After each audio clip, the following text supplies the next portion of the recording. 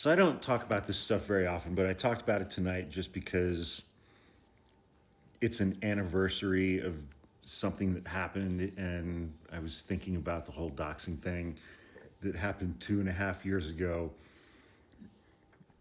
and I got fired from my job. And here's the thing. This is a really good question. This is a really, really good question because it's like, how do you define get away with that? How do you define that? I have never been doxed, attacked, criticized, whatever you want to call it. I've never experienced any of those things coming from somebody who I envied.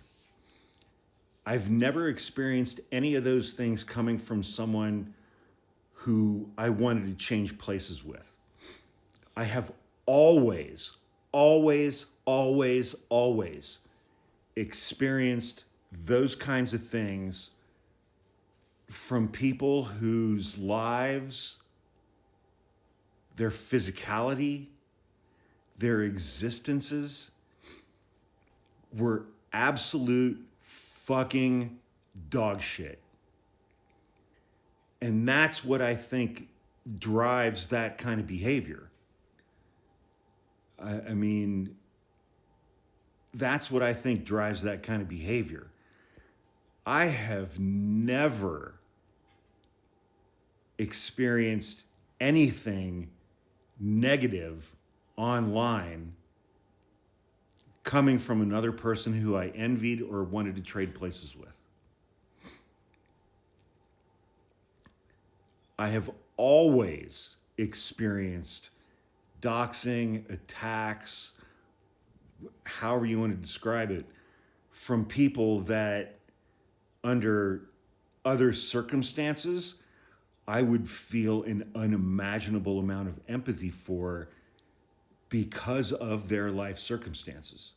That they did very, very little to deserve, but that's what their life circumstances are.